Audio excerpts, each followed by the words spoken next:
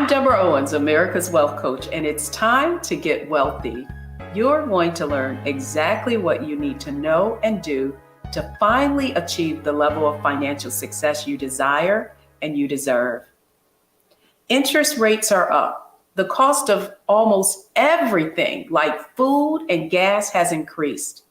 And now we're seeing the impact of that, all because the Federal Reserve wanted to slow down the economy.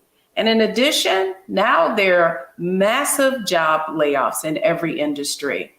So the question is, can you still thrive in these uncertain times? Where we're going to hear from someone who has accomplished just that. But before we get started, here are the 3 things you may not know about what you need to do to recession-proof your life.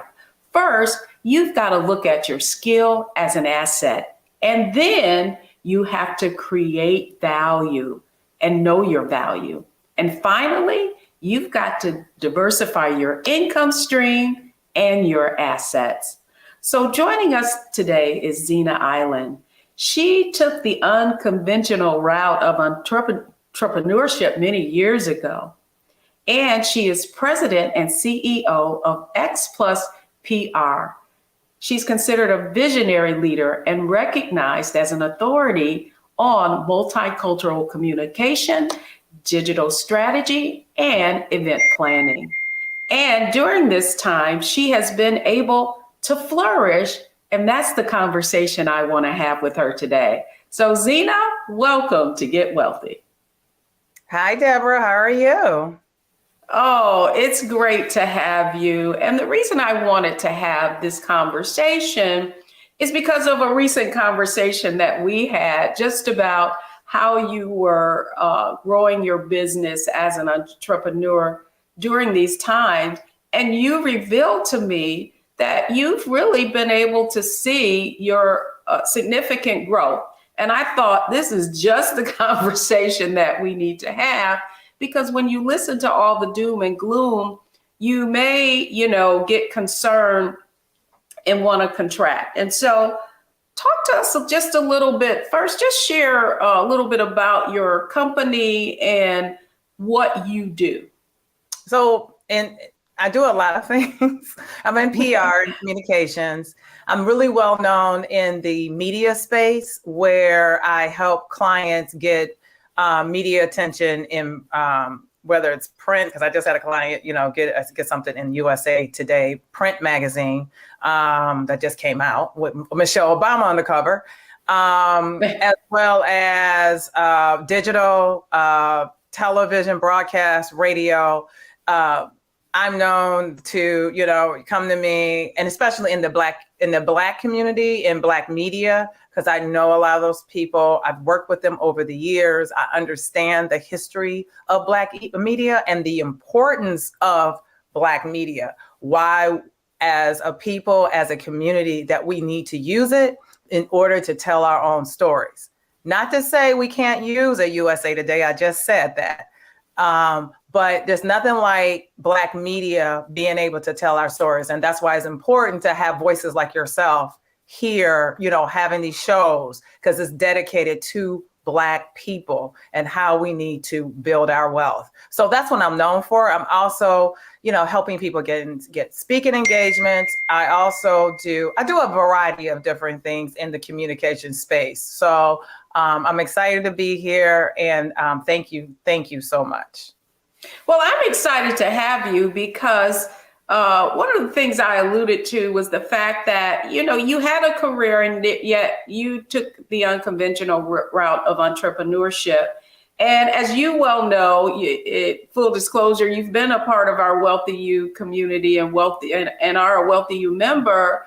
And so I want to frame this around a framework that you are very, very familiar with, and it's mindset, strategy, and execution being our framework for success and Wealthy You. So I want to start with mindset, because I think it's very important that people understand entrepreneurship is a different mindset from conventional sort of career and employee. And so the first question I have for you is, what is the mindset shift that you had to make from coming out of a more conventional career space to entrepreneurship?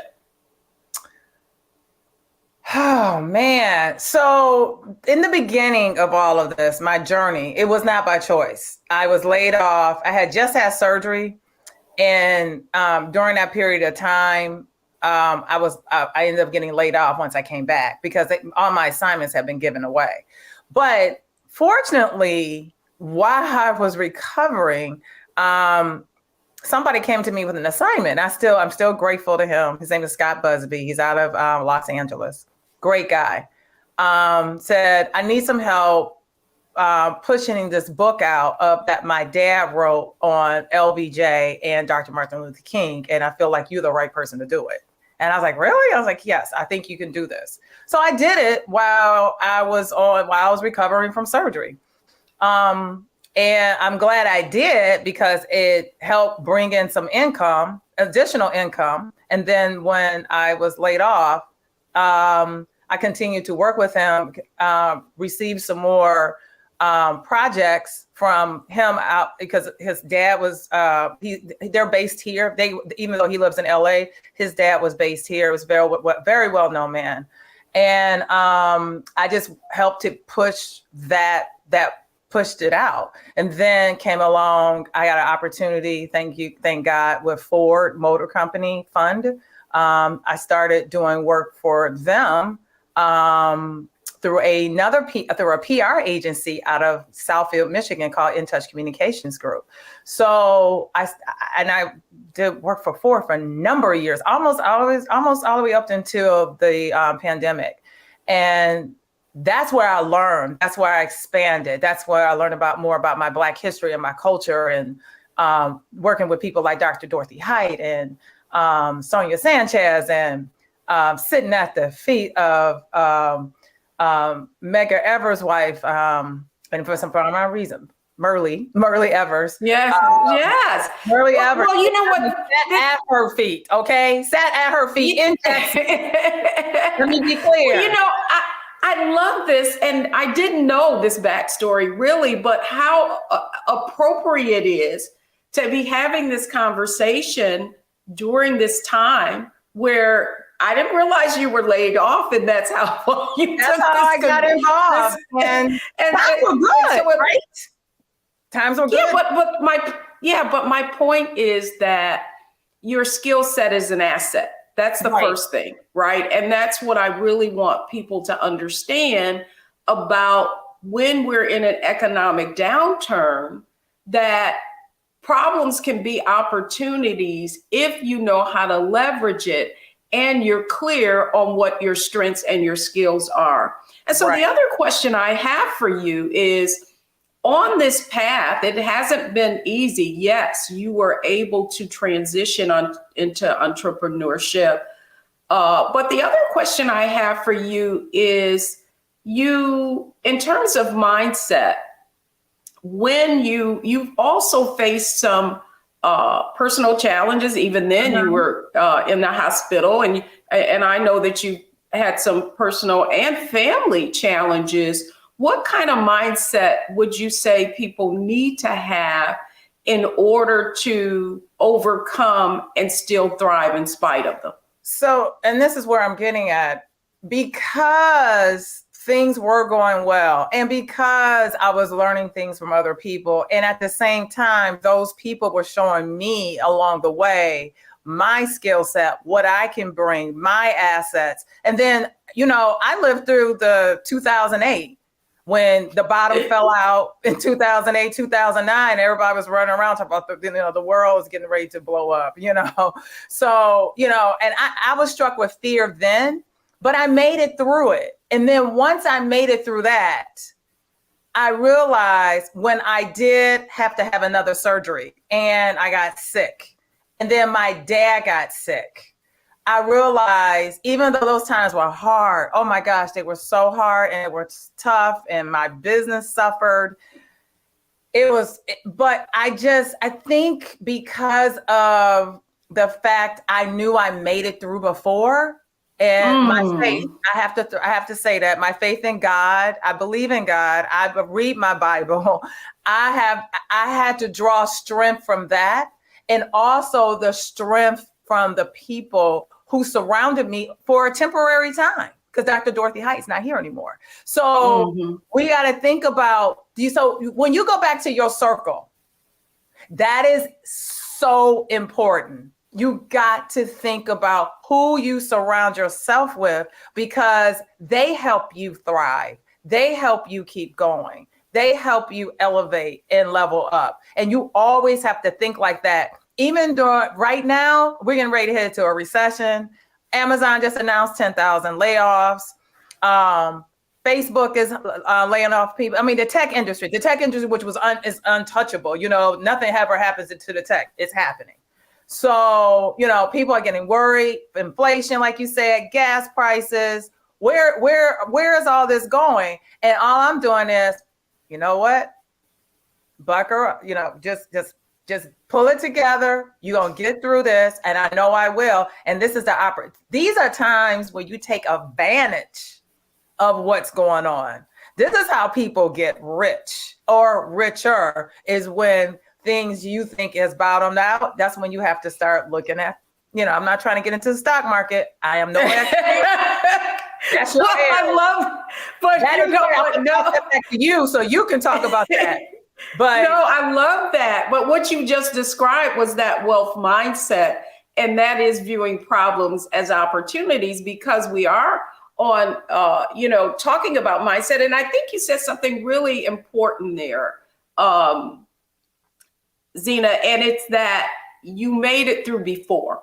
So it's building resilience and having the ability to go forward really is hearkening back to the time when you went through a challenge and you overcame it. And I, as an entrepreneur myself, I often tell myself when things don't quite go the way that we planned, maybe we launched something and it didn't quite resonate with the audience. And I have to tell myself this exactly, that it's happened before. I overcame it before. I'll overcome it again. And I think that's what you just shared with folks, that digging deep, that faith that you have to have in yourself, and reflecting on the times that you have been faced with challenges, and then how you overcame them. Exactly. So next I want to go to, when we come back, I want to go to the next part of our framework, which is strategy. So it's not enough to just have faith and believe. What are the things that you need to be thinking about, especially as it relates to the fact that we are in a recession, even though people don't want to claim it? What do you need to do to really take advantage and thrive in spite of it? So when we come back, we're going to go to the next part of our framework on Get Wealthy, and that is strategy.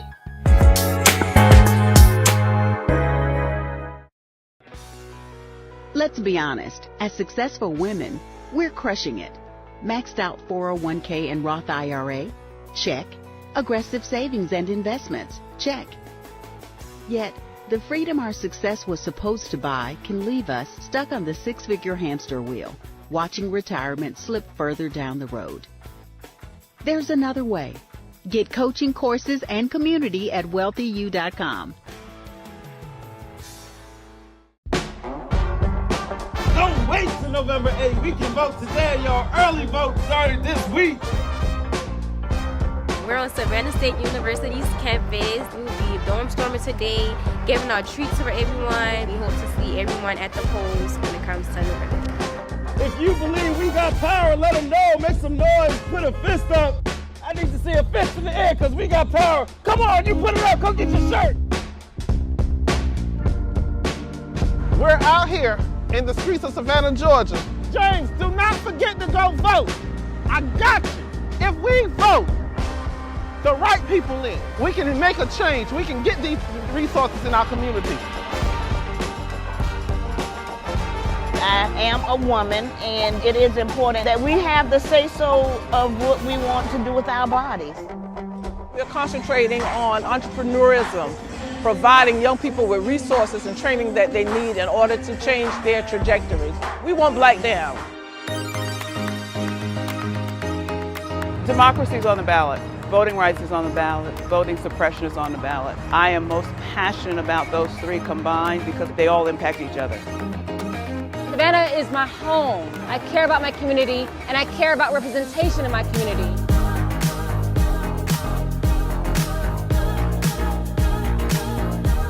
Our voices are still going to be heard no matter what kind of obstacles try to come up against us to stop us from voting. We're still going to be standing our ground. I see the effort that's being made to keep our communities from voting. So that makes me realize it's even more important, because if it wasn't important, they wouldn't be fighting to make sure we couldn't vote. This doesn't stop this year. This is a forever movement. We're going to exert our power as a people, walk in our rightful place. We're going to change our communities, fight for our communities, and build our communities.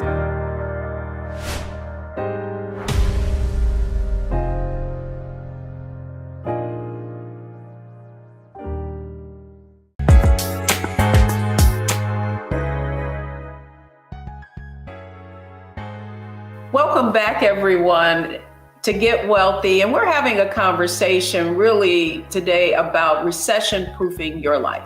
How can you still thrive during these uncertain times? And my guest today is Xina Island. She is the founder of X Plus PR, and we're sharing her journey through not only entrepreneurship, but how she's been able to flourish in spite of uncertain times. So Xina, welcome back to Get Wealthy. And I want to kind of piggyback on something that you said in the last segment. And that it is that in terms of being able to flourish, that you really have to understand that it is during these economic downturns that you can take advantage. And so I want to talk just for a moment. The question I have for you really is, what kind of strategies as an entrepreneur have you had to deploy in order to overcome the ups and downs and uncertainties of the economy? Great question, Deborah. Few things I've done. The first thing I am doing right now currently, I'm looking at what I can pull back on, right? So that's easy. Your entertainment, food, trips. And I've been doing that anyway during COVID. I sort of got into that habit of doing it, during COVID. Is we couldn't go on anywhere. I know a lot of people were ordering from DoorDash. I didn't do that. I started learning how to cook better and cook more because I started changing my diet at that point. And so look at things, your subscriptions. That's another big piece. We don't realize how many subscriptions we have. And I'm not going to lie to you. I added up. I found $300 worth of subscriptions I did not need. I just did that about 2 months ago. $300 a month. So I got rid of those. So that's another thing. And go through every single thing that you're doing every day and figure out what don't you need to do anymore, So that's one thing I've been doing. I've been trying to pull back on. Number two, I am looking at different opportunities in the stock market. So, there's some things that have come down that I wanted to buy before, but they were just a little bit too high. But now they kind of, they're at a point where I can buy it. So I've been buying more stock, even though it's, I'm supposed to be stacking cash. And that's the other thing I've been doing. A friend of mine told me, who's in finance, said, start putting cash away. Cash is getting ready to be king for now. And so I've been saving more and more cash as well. So, and from a business standpoint, I'm looking at ways of tweaking my business. What can I do? I noticed just recently, people are coming to me to get booked for opportunities, or if you hear anything, Xina, that where I can speak, can you, let me know. So I've been doing a few of those as well. That's something that's been a little bit, I want to say it's completely out. I've been doing it all along, but I never done it for payment. So here's one of these things that we used to talk about. You got to know your worth. You got to know your value. So I'm looking at my value to see what else could I do to make additional money. Because right now my mind is on retirement. And I learned a lot from my dad, who taught me a lot because, he kept saying, you got to think about retirement. You're not going to stay that age forever, even though you look younger, even though you look good. I never forget, on my birthday, my father walked into the kitchen. I was home for my birthday and I was with my mom. My father walks in. My parents are divorced, but they stayed friends over the years. And he walks in and he starts, you need to start thinking about retirement. I mean, he just gives me this long speech about, you can't keep living the way you living from day to day. I mean, I'm not kidding you. Then I know you're on your own. You really need to. I mean, my mom looks up and said, Jess, did you know it was her birthday? Did you forget? But that's great advice on your birthday. And so, one of the things that I wanted to talk about strategy, and I know that we've had conversations around being an entrepreneur and what you need to do to create that kind of financial safety net as an entrepreneur, because it's not like you've got, someone you always have an opportunity to have a 401k, depending upon what your relationships are with your customers. What advice would you give entrepreneurs, business owners about structuring your business so that you can create a kind of financial safety net for yourself? Talk to people like you. I mean, seriously, you've given me advice. I'm a part of your community, your circle, and being a member has helped me. It helped me thrive. And listening in and learning about start thinking about buying real estate. I wasn't thinking about buying. I was just happy to be in my condo in Arlington. That really is expanding your circle. Yeah, but I mean, I wanted you to specifically to talk about, like, what are some of the accounts that you've set up for yourself as a business owner? Like, have you set up retirement accounts for yourself? I want just for you to kind of share what strategies you've had to put in place as a business owner so that you're still, of course, thinking about retirement for yourself and through your business. Well, a couple of things have been going on. I have mutual funds, which thanks to you helped me. I had a lot of mutual funds. We helped consolidate some of those mutual funds. As I mentioned, I also have stocks.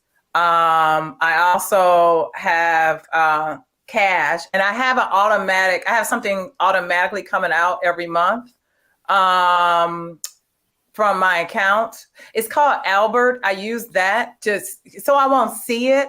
And then if I have an emergency, I'll have the money available. So like right now, I have a car emergency, as you know, I've mentioned that to you. And it's going to cost me some money because of the type of car I drive. So that lesson number one for entrepreneurs, seriously, do not always go out and get the fancy, cute car. I know you want to show your success, but later on down the road, if you're anything like me, I keep my cars. I've been taught to keep my cars, even though I'm from the automotive area where people lease. My parents told me, buy a car, keep it, and let the car pay you off and back later on. So I still hold to that. So, but they didn't say go buy a car that's going to cost you a lot of money in services and fees later on. So that's something I have learned. But you just gotta, you things can go great, but let me tell you, there are times that things are gonna drop. Times won't be as great. So you want to be able to lean back on the cash. You want to be able to lean back on your savings. You want to not max out all your credit cards. I finally got my credit cards down to a point where it is so manageable. And I'm just now, to be honest with you, I'm focusing on I still have some student loan debt from grad school. So I have a little bit left. So I've been focusing on paying that down. And it's been and then talking to you and learning different strategies, for example, personal 401k. I have a 401k from a corporation, from a company. However, I did not think about having a personal 401k. So that's something I am going to do for 2023. Xina, this has been great advice, but I also wanted you to really share with entrepreneurs and business owners, like, what have you put in place so that you can actually create that financial nest egg? Well, Deborah, and I know you and I have talked back and forth on this. I have a 401k through a company. Fortunately, one of the clients I'm working for right now has me as a temporary company, and I also have been able to invest in their 401k plan, which I'm grateful for. The one thing I don't have that you've told me that I need to get is a personal 401k, which I plan on doing that this year. That will happen. Also have been saving cash. So what I do, I use this app called Albert. I don't know if anybody's familiar, and Digit. It's for two different reasons. So one is for my business. If I have a business emergency, and the other one's for a personal. So right now I have one combined. I have a car emergency right now.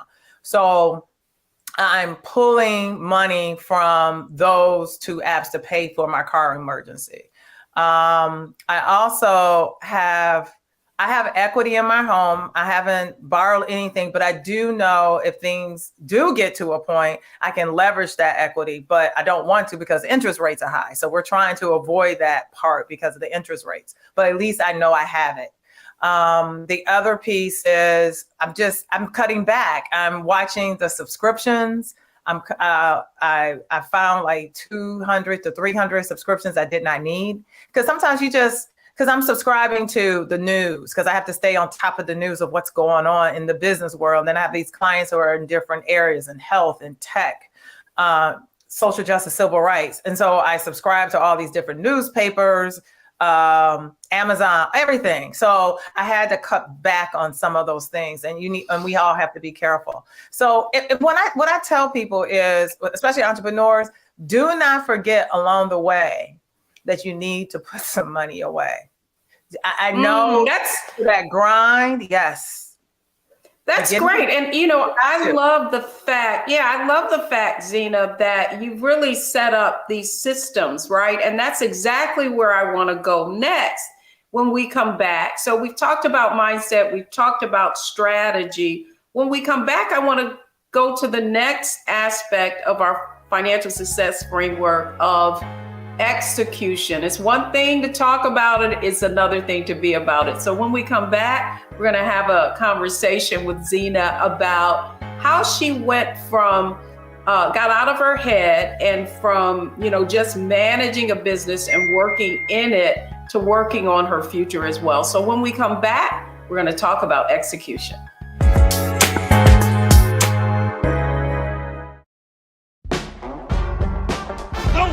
November 8th. We can vote today, y'all. Early vote started this week.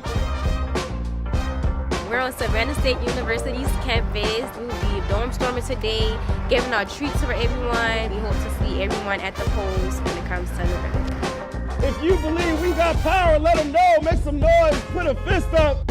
I need to see a fist in the air because we got power. Come on, you put it up. Come get your shirt. We're out here in the streets of Savannah, Georgia. James, do not forget to go vote. I got you. If we vote the right people in, we can make a change. We can get these resources in our community. I am a woman, and it is important that we have the say-so of what we want to do with our bodies. We're concentrating on entrepreneurism, providing young people with resources and training that they need in order to change their trajectories. We want Black down. Democracy is on the ballot. Voting rights is on the ballot. Voting suppression is on the ballot. I am most passionate about those three combined because they all impact each other. Savannah is my home. I care about my community, and I care about representation in my community.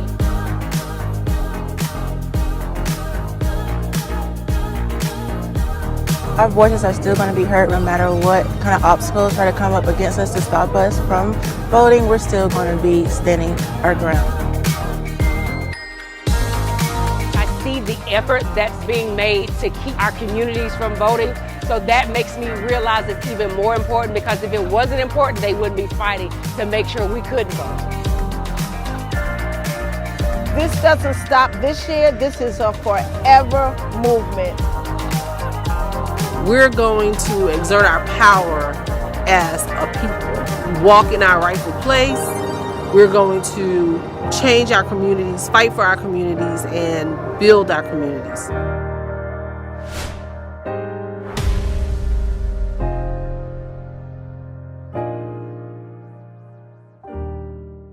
Hatred on the streets, a horrific scene, a white nationalist rally that descended into deadly violence. White people are losing their damn minds. As an angry pro-Trump mob storms the U.S. Capitol, we've seen shooting. We're about to see the rise of what I call white minority resistance. We have seen white folks in this country who simply cannot tolerate black folks voting. I think what we're seeing is the inevitable result of violent denial. This is part of American history. Every time that people of color have made progress, whether real or symbolic, there has been what Carol Anderson at Emory University calls white rage as a backlash. This is the rise of the Proud Boys and the Boogaloo Boys. America, there's going to be more of this. Here's all the Proud Boys, guys. This country is getting increasingly racist in its behaviors and its attitudes because of the fear of white people. The fear that they're taking our jobs, they're taking our resources, they're taking our women. This is white fear.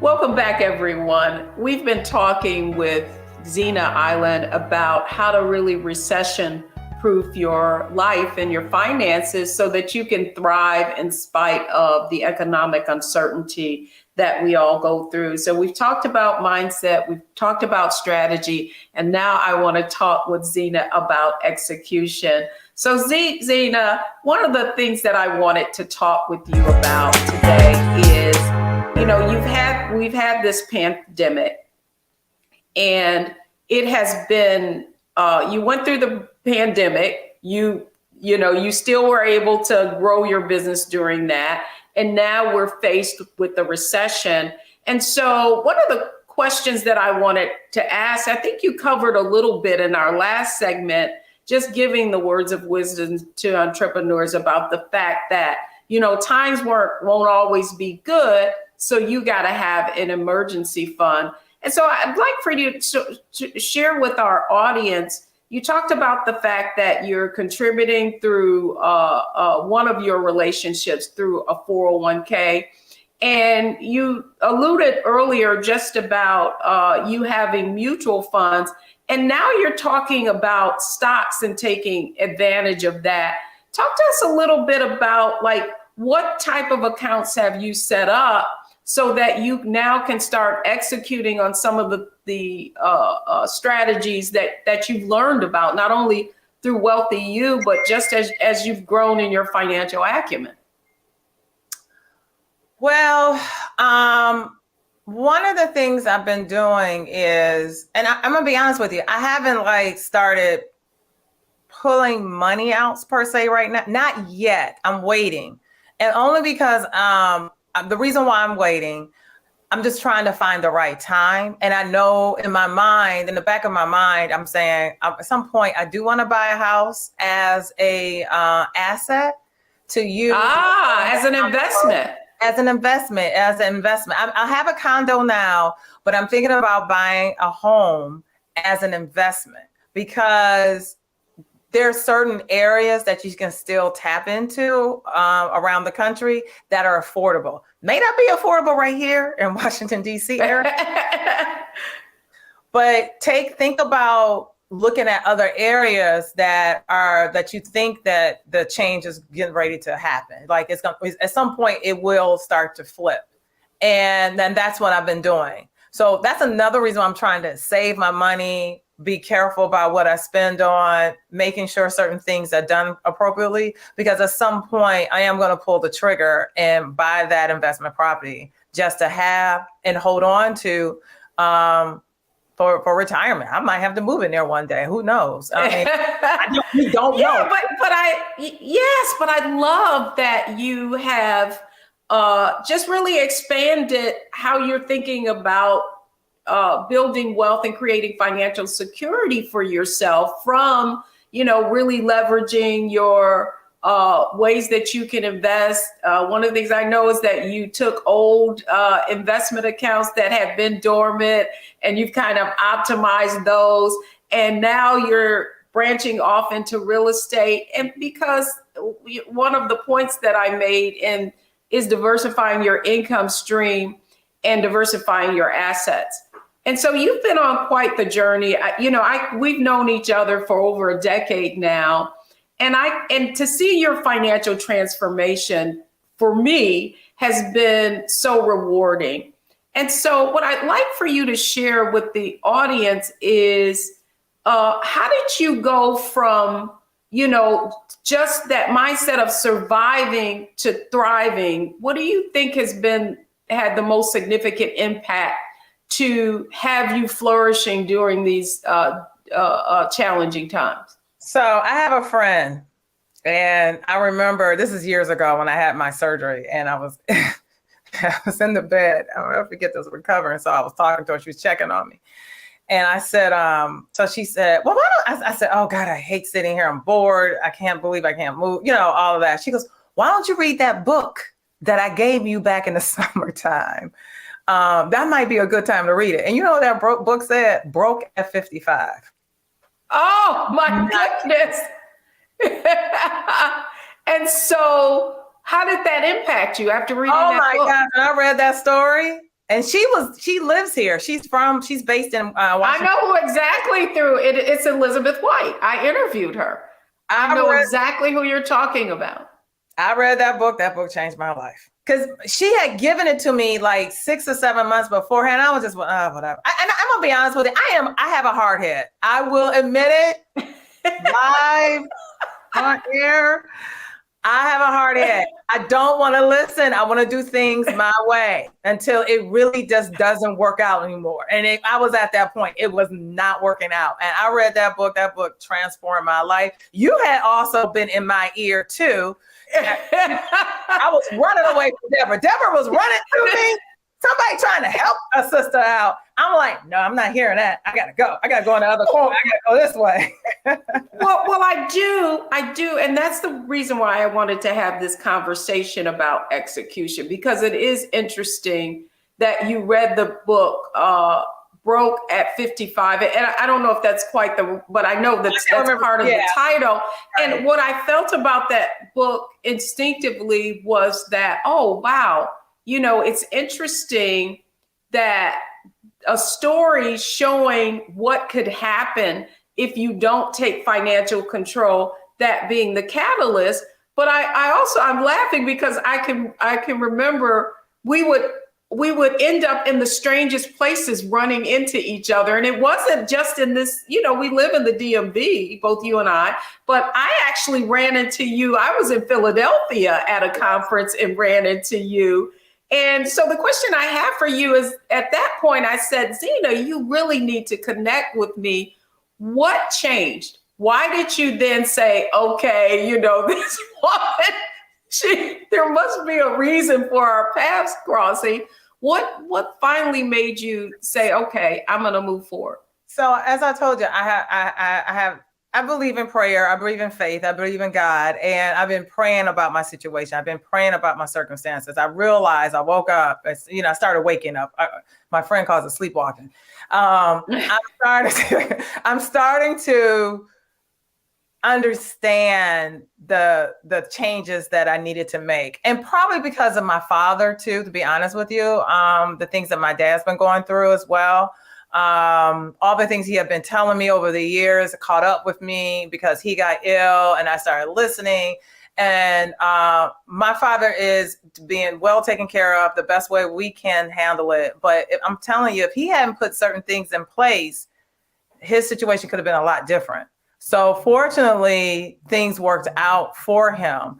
And it definitely helped me to see that I needed to get myself together. So when you came to me, I think that was right after my father. And I said to myself, you know what? I've been praying, I've been asking, and then all of a sudden, God answered my prayers. You were in front of me, and I said, okay, let's do this, Deborah. And we've been on a journey since then.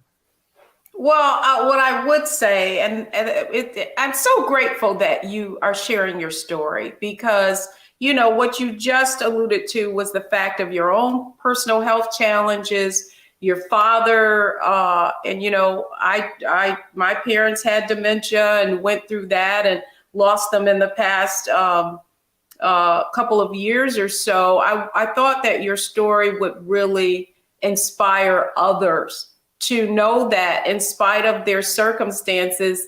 You said something to me just a few days ago that really stuck with me. And this is where I want to end the interview, really is, you said, what I learned is don't focus on my circumstances, focus on the goals. Tell us why that's important.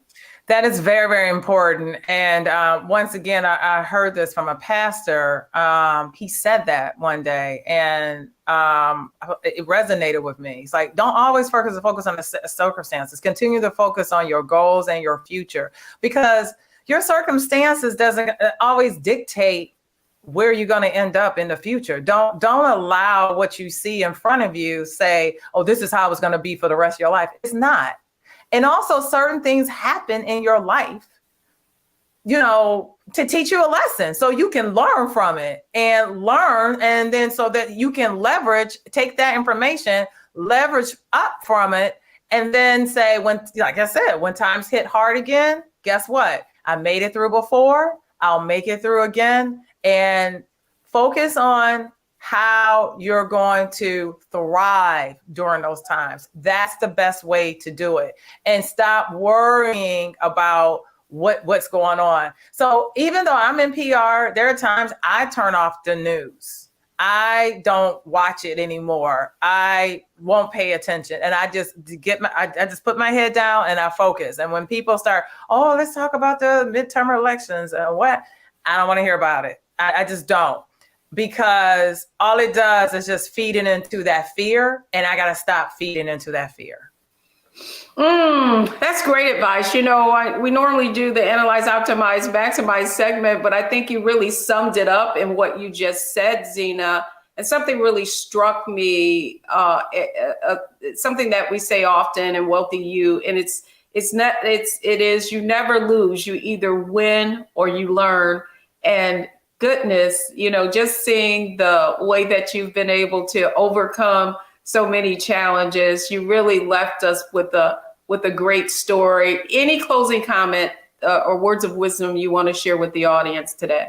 So if you're an entrepreneur, you're thinking about entrepreneurship, just remember, I said this earlier, take care of yourself. And that's mentally and financially. And physically, your health is important too. So remember, your health is your wealth. That is a true statement, because whenever I got taken down, what I mean by that, I had surgery. I fell from running, you know, so I was injured. So I couldn't get around the way I wanted to for a few months.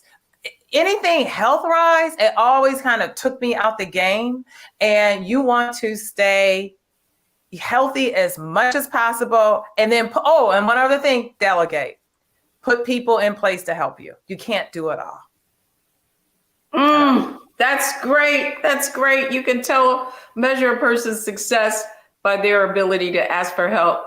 Xina Island of X Plus PR, thank you so much for sharing your journey with us today on Get Wealthy. Thank you. Well, folks, when we come back, the 3 takeaways from today's show that you need to know and do. Don't go anywhere, folks. We'll be right back.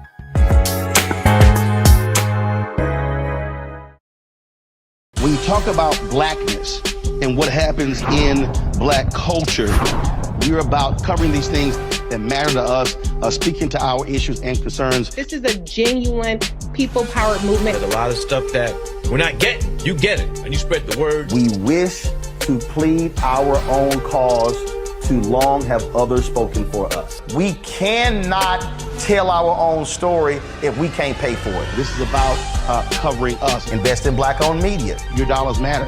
We don't have to keep asking them to cover our stuff. So please support us in what we do, folks. We want to hit 2,000 people, $50 this month, raise $100,000. We're behind 100,000, so we want to hit that. Y'all money makes this possible. Checks and money orders go to P.O. Box 57196, Washington, D.C. 20037-0196. The Cash App is $RM Unfiltered. PayPal is R Martin Unfiltered. Venmo is RM Unfiltered. Zelle is roland@rolandsmartin.com.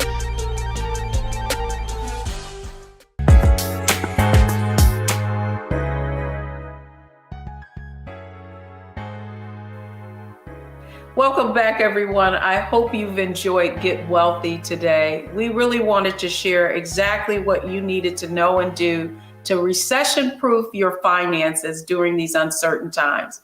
So here are the 3 takeaways from today's show. First, focus on the goal, not your current circumstances. Next, take ownership of your financial success. And finally, leverage and value your network. That's going to do it for us today's episode. Thanks for watching Get Wealthy, only on Black Star Network.